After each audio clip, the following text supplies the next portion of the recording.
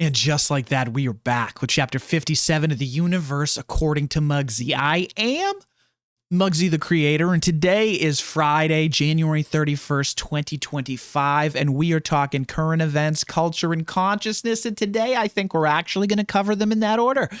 We're going to talk about a few things that nobody's talking about and a few things that very few people are talking about, and we're going to look at a few things that everybody's talking about, and we're going to try and cover them in just a little bit different angle than the rest of the world is.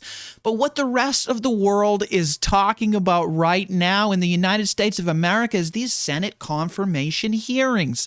And while I have not dove into the minutia of sitting through these hearings and listening to all of the bullshit as it's slung back and forth across this theater that has now moved from Hollywood to Washington, D.C., at least for the time being. I haven't dove into it because I've spent so much time with these candidates, investigating them, who they are, what their positions are, and all of the things that come out of their mouth over the last several years. These people didn't fall out of thin air. Kash Patel, now head of the FBI, he's been talking on several programs for many years at this stage of the game. So has Tulsi Gabbard, former presidential candidate, who's going through it right now with Pete Hegseth, who I think was actually passed, and Robert F. Kennedy Jr. as the Health and Human Services Secretary. Even in the light of Anthony Fauci's pardon by the previous administration, it would seem the mental jumping jacks that Democrats have to do to put themselves in the position where they are now arguing against people that used to be on their team is really something that I cannot invest my consciousness in full time, because it is theater, it is kayfabe, it is wrestling. For those of you who have not been in the political sphere, not paying attention to what's going on in the current events of the ongoings of society, you have not seen any of these people before. These are new characters to you. If we were in the WCW, Robert F. Kennedy Jr. would be walking in as the bad guy, and you are programmed to fight against him. And that is certainly what the media is doing. Kayfabe is what wrestling is. Wrestling is fake. So is this. This is all political theater. This is a demonstration for all of the people that haven't been paying attention to see if we can convince enough of the narrative to swing it against the people that are actually saying that they're going to do something about all of the issues in the United States. Now, whether or not they're going to do something, I have no idea. I don't know. I have to watch the end of the movie just like you, but I am not going to get bogged down in these current events and all of this bullshit until it's over. You guys are going to make your decision, and I'm not going to be a part of it. I know who I want to be sitting in these positions. I do like Dr. Jay Bhattacharya, okay? I do like Kash Patel at the FBI. I would love to see Tulsi Gabbard as, NHI or NIH, whatever the hell, National Intelligence Agency, NIA maybe? I don't even know. There's so many goddamn positions in the United States of America. And just these mental gymnastics that people have to go through now, not trusting Tulsi Gabbard. Oh, this is crazy. You trust her with her position in the Army. You've trusted her to run for president of the United States. You've trusted her as a congressman inside those hallowed halls of Congress. Now, what are we saying here? The mental gymnastics to fight against a Kennedy, for the Democrats to be fighting a Kennedy who is not calling for some sweeping, crazy thing to go on here. He's asking for vaccines to be examined under the same light as any other medical procedure. That's it. That's all he's asking for. Because I don't want to get bogged down into it. Let's not even get caught up. We don't have to get into it. It will either pass or it won't. Okay, guys? Oh, you almost caught me with that one. You almost caught me in my own trap, arguing, trying to explain to you people. There's plenty of people out there doing this. Go see my friend Tim Pool. I'm sure he's talking about it on Timcast and IRL. I'm sure PBD has been talking about these confirmation hearings. Now, how about DeepSeek? DeepSeek, Chinese AI. This one's kind of crazy because it touches on a whole bunch of different areas of the current events. Now, Marc Andreessen is a name that many people didn't know, but a few months ago is he started making this circuit. He started doing this podcast circuit, which is what it has really become. What used to be this hallowed independent podcast circuit where nobody really knew about it except for the people that were tuning in and listening to the programming and the conversations that were going on and seeing the authenticity with which these people spoke. That network has now grown into a much bigger network, and now there's a circuit of podcasts people go on when they want to get enough exposure to be known as a cultural touching point in society. Marc Andreessen has been able to achieve that by going on the Joe Rogan Experience, Lex Friedman's podcast, the All In podcast with a bunch of the tech guys in Silicon Valley, and a host of other independent programs that are on YouTube, podcasting platforms all over the place. So when people are talking about this atmosphere that's been created, Marc Andreessen having the ability to go on all of these programs is the atmosphere that has now been created in replacement of this legacy media that has always existed.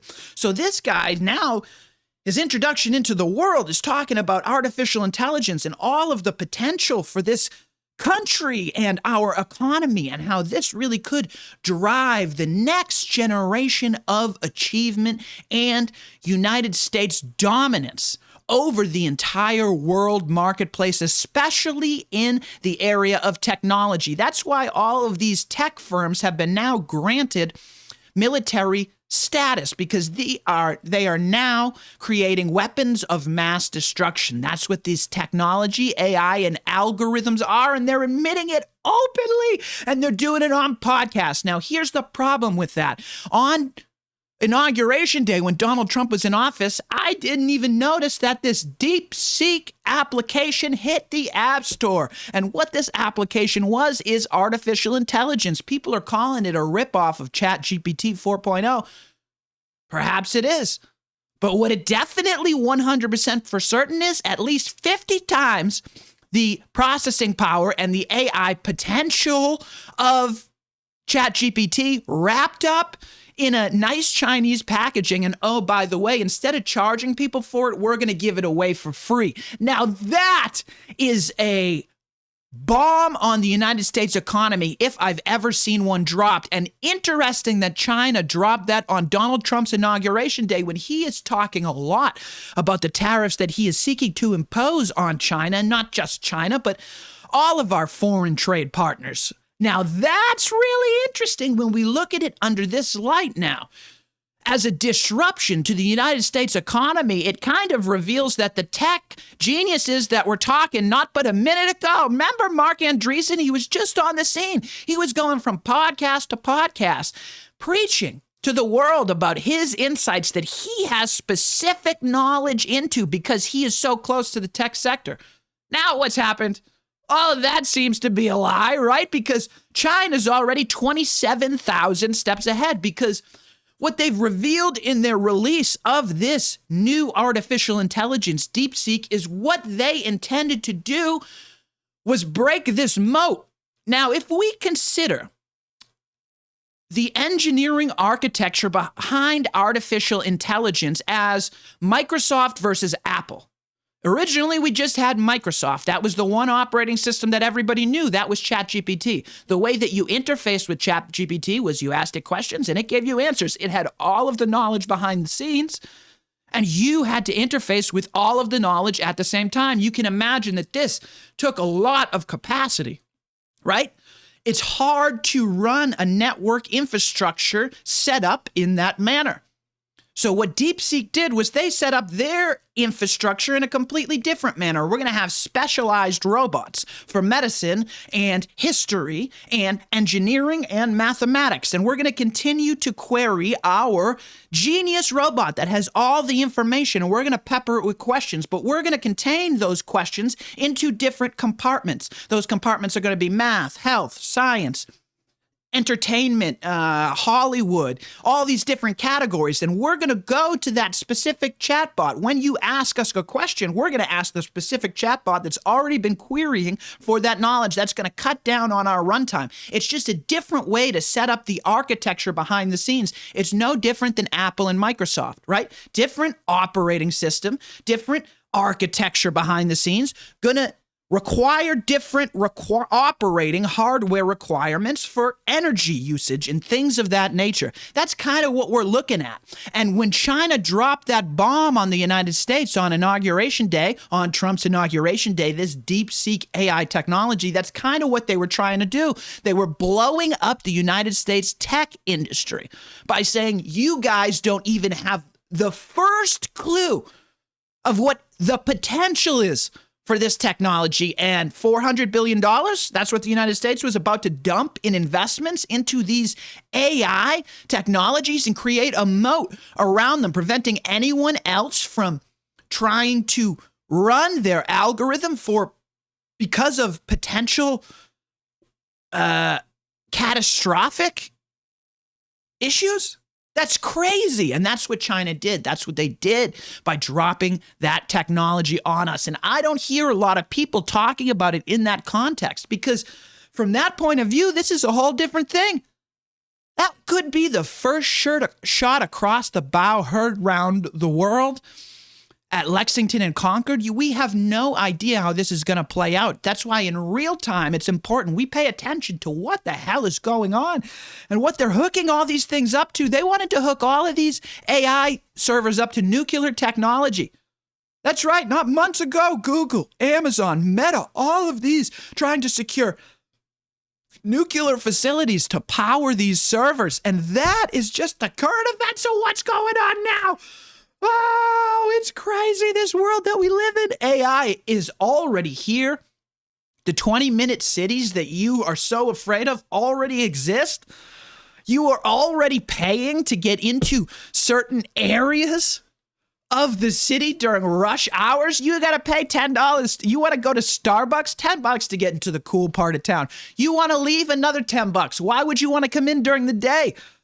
Only crazy people want to come in during the day because that's reserved for the rich people that have $5 to pay on the way in and $5 to pay on the way out. We are hitting our limits. Our culture is eroding. And as I am looking at apartments with my wife, we are starting to see how, oh my God, I don't understand how anyone has any money in their pocket. The controls, the manipulation over your choices are now so far down Maslow's hierarchy of needs that they're at the bottom. They used to manipulate your happiness at the top, right? You could choose this book, you could choose that book, you could choose this game, you could choose that game, because we assume you already have a house. We assume you already have food, water, family, all of these other necessities that you would have, that we're going to try and sell you video games. And as the monopolies in society have moved down our cultural ladder, we are now at the point where monopolies are controlling our literal Maslow's hierarchy of needs bottom here, the bottom rung, which is our food and our shelter. And as we're looking for apartments, it is so infuriating. It's so infuriating because you go into these constructs that have 500 apartments. There's got to be a place here.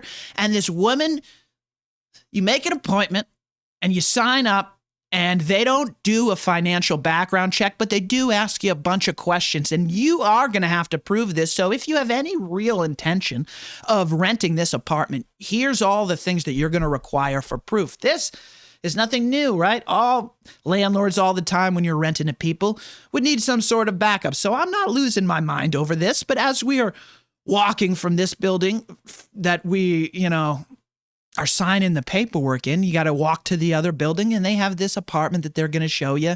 And as we're walking over there, she's explaining to us how it all works. Just so you know, before we even get here, we have 10 of these 500 apartment buildings all over Massachusetts, and they're in different communities.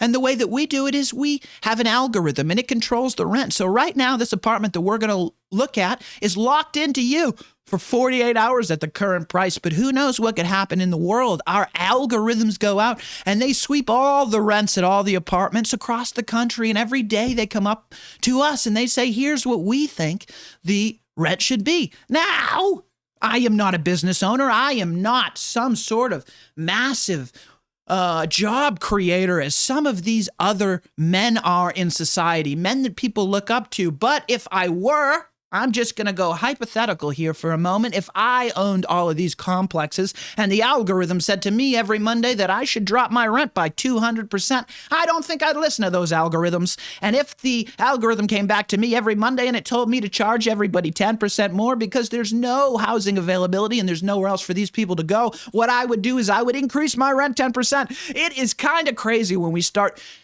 using algorithms as an excuse to be mean to people and unkind to the marketplace and create a monopoly because of the control that we have over the marketplace. And when you have, 500 apartments at your beck and call in one local metro area and maybe another 500 in the next one and another 500 in the next one, you have incredible control over the price and you're relying on an algorithm. And my guess is if you're in the real estate construction business, you don't do too much looking into algorithms and how those algorithms work. So what we are learning as they're walking us from one building to another here, and they're explaining to us that pool that you just saw, if you'd like to have any of your friends over, it's going to be $5 per person per day for them to come over and use the pool. Same thing with that workout facility.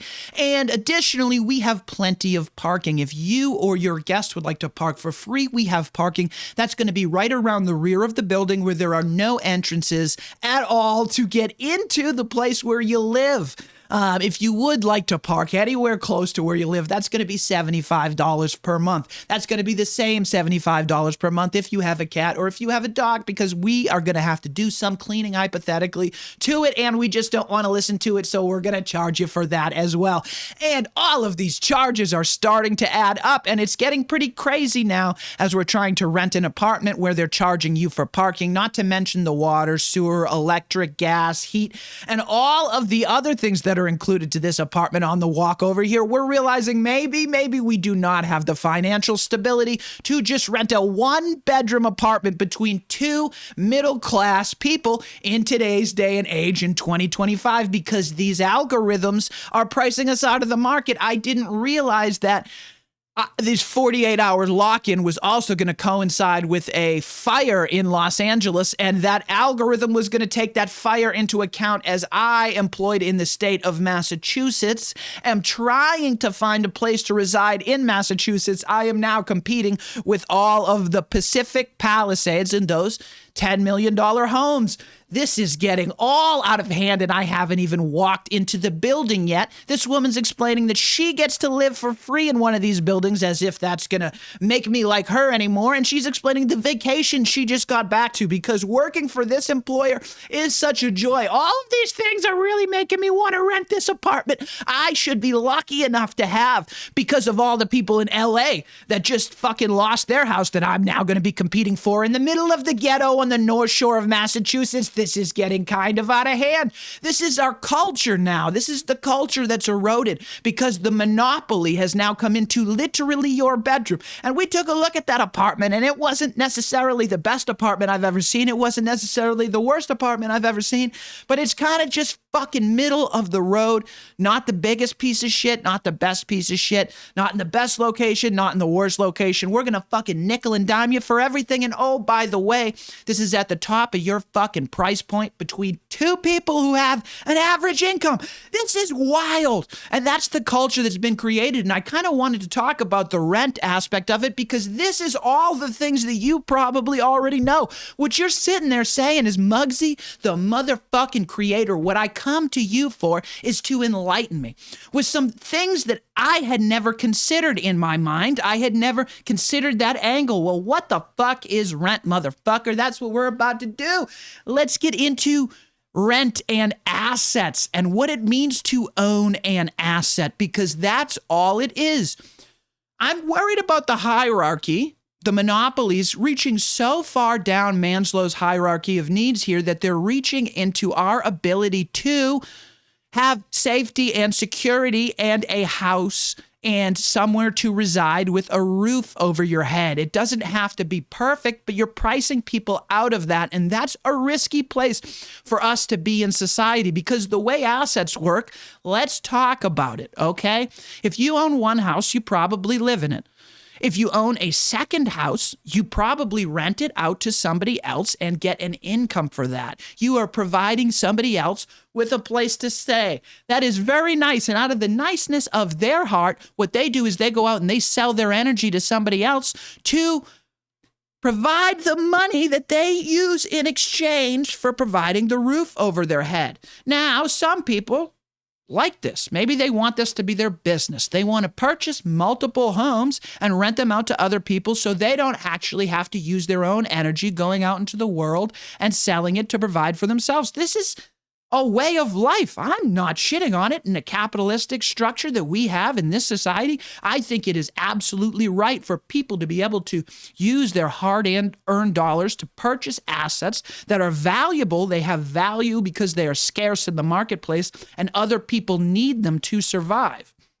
I think that is a great way to structure our society. The problem that comes into play here is the failure of these asset owners to recognize that there is a responsibility in owning these assets. And when society becomes too far from the asset owners to the people that are purchasing or renting these assets from the asset owners, there's a conflict in our culture. And that's where we are at today. Let's examine these asset owners, these people that hold, 500 apartments. Let's say the owner of that 500 apartment person complex that's using algorithms to structure the rent. What if he prices everybody out of his rent? Now what he has is he has a liability on his hands. This asset has now transferred from one side of the balance sheet, for any of you accountants out there, the assets to the liability side, because although he owns this apartment complex that has 500 residences that could be rented out, there's nobody that can afford these rents. So now there's a liability. And what you have is you have a structure that you now need to pay taxes on. You have to pay electricity and water and heat. You have to keep this building up to a certain level of code if you actually want to rent it out and transfer it back from a liability to an asset in the future. That's going to cost you money. That's why I'm saying it's a liability. Now, it's also a liability in today's cultural society because now you have 500 families without a place to live. Some of these 500 families could be mad at you. They could break into that apartment. They could throw rocks in it. And now, oh my God, this liability is now costing you more money because people are outside your building breaking windows because they don't have a place to live, because there's too much of a distance between the higher class of society, somebody that owns 500 apartments, and 500 families that don't own any apartments to live in. And 500 families is a couple thousand people. Now you are starting to understand how these algorithms have priced culture out of culture. And if these asset owners don't start to recognize that I am actually winning twice here. I'm winning twice. When someone's paying me rent, they're also protecting my asset. They are making sure that it doesn't devolve into some state of disrepair. The pipes don't burst in the cold because someone is in there paying for the heat so that I don't have to pay to heat this house that I'm not living in myself. I don't have to pay for the water. I don't have to pay for the electricity. Someone's actually paying me money. At the same time, my asset, the thing that I own, is appreciating in value over time. And I'm no longer paying for a mortgage because I own that house outright. I'm just charging somebody for rent so that it doesn't fall into disrepair. I'm getting paid for that once and my assets appreciating. I'm getting double dipping in profit. So the asset owners are now getting super duper rich 2 times if you own one house. Now, if you own 500 properties and you're one asset owner, this is happening at scale. And these algorithms are now pricing culture out of the culture. And that is the part that most people don't consider when they are considering rental properties, especially now that more of the Fortune 500 companies are getting into the game of renting properties, and less people are afforded what used to be looked at as the American dream of home ownership for your own, owning your own piece of property where nobody can tell you what to do. Oh, that used to be the American dream, and it is slipping away from our culture. We are now being sold this idea that if you're lucky enough to own a car and move around this 15-minute city and have the affordability to be able to travel into that cool part of town, that is the American dream now. And you're not supposed to notice that it's devolved into the structure that we now have today. And it's because you guys don't truly understand reality. That is my bet. That's my whole bet on this podcast, is that I understand reality better than you. And my bet is that you don't even understand the dimensionality that we live in today, even through the constructs of your own religious stories that you've been telling over and over again for years and years and years. I'm meant to believe thousands of years, but I hang out with pretty cool people. My friends are a group of people that examine the world through different lenses, and they try and examine it so that we can draw parallels through different patterns of thinking and have a better grasp on our current present reality by utilizing those different lenses to examine our current constructs. Now, how the hell am I going to explain through our religious text our interdimensionality and the constructs of the stories that you've heard over and over and over again in a way that you've never thought about before? Well, what I'm going to do is I'm going to utilize a conversation between my friends Robert Edward Grant and Matthias DeStefano and the insights that they provided me with through the story of Adam and Eve. And we're going to talk about the interdimensionality. Now, I talk about interdimensionality and how we can travel through multiple dimensions at the same time. How is that possible? Well, we live in the third dimension, right? That's what we're meant to believe, and we experience it in two dimensions. I'm going to start us here where we are presently, okay? And we're going to go backwards, and we're going to go down to one dimension. And then I'm going to explain the story of Adam and Eve and how they introduce our interdimensionality to us through that story of creation in the Bible, the Old Testament, that's been passed down through religions over thousands and thousands of years. So in the third dimension, we see in a two-dimensional reality. That's how we interact and experience the world. As we move forward, the thing that is in front of us gets bigger because we see it coming towards us, but we are really experiencing that thing. We're seeing that thing get bigger, and it is our mind that is putting together that we are getting closer to it. Does that make sense to you? That is the third dimension. We see over there, we only see in two dimensions.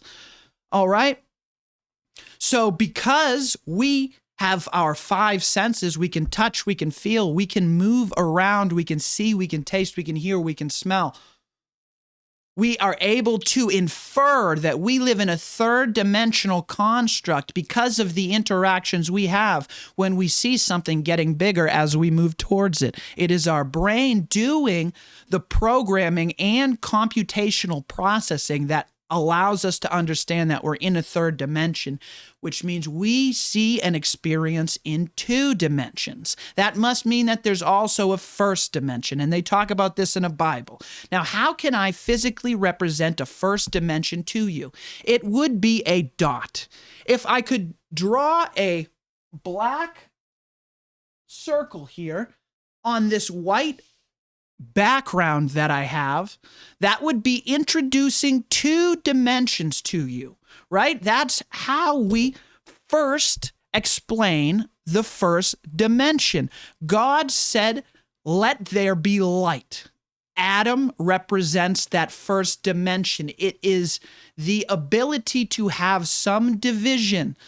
Light and darkness is that division. That is the dot on the white background. That represents Adam in the story of Adam and Eve.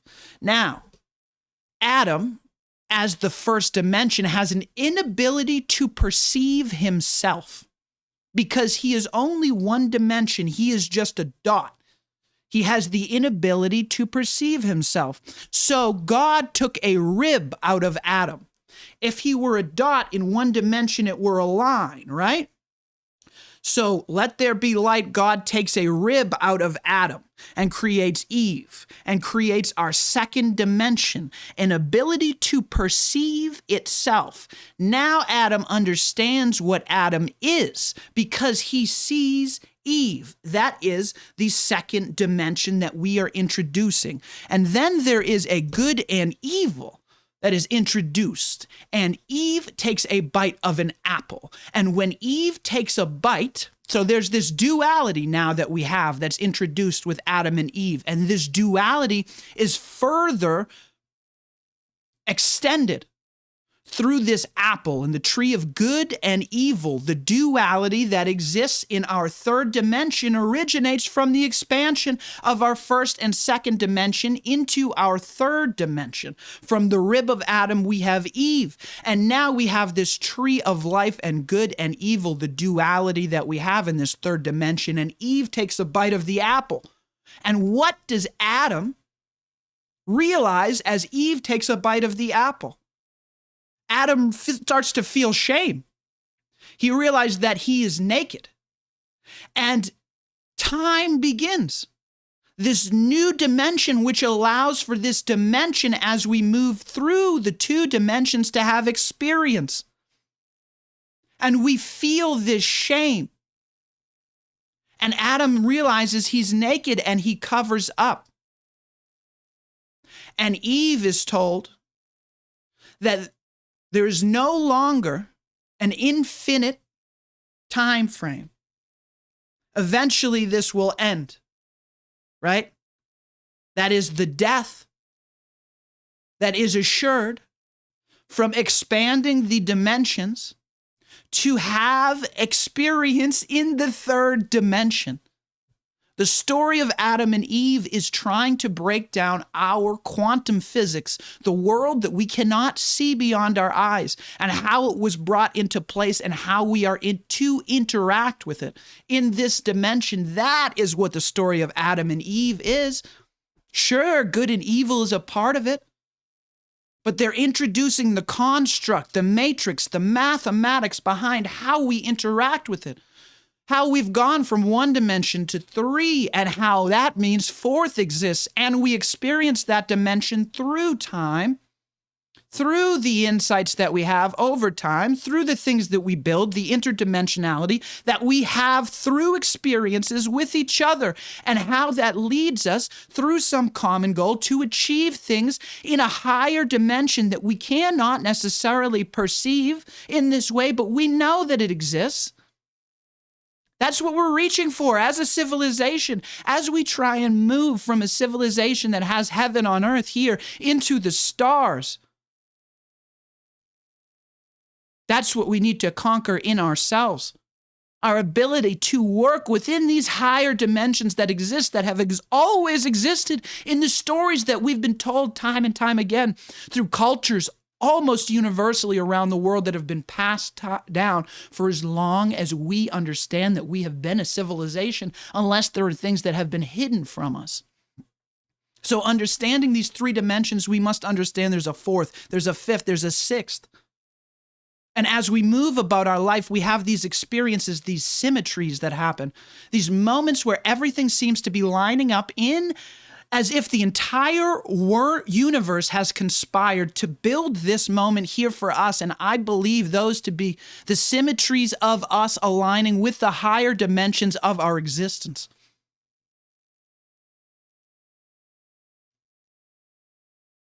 Those are the different things that we can think about when we're not getting bogged down, okay? When we're not getting bogged down in the Senate confirmation hearings. That's why they are manipulating our consciousness and our time so that we can't see that there is so much more to this experience, this life, than we ever devote enough intention to trying to discover through our own interaction with it, our own interaction with the divine symmetry of the universe that we know exists because it's been passed down through every culture that have ever existed through time. The dimension that we were introduced to through maybe the story of Adam and Eve. There are different cultures that introduce this in a similar fashion. But all of it is the same. It's the unification of science and theology. Back at the beginning where it all started, before the first sucker met the first con man. And they all tried to convince you that God was some outside thing that you can't interact with in a higher dimension in real time, right now, here in the present. Our culture has devolved because we have not spent enough time in our own consciousness to understand how our actions have an effect on the culture at large, and those things play out in the current events we see before us.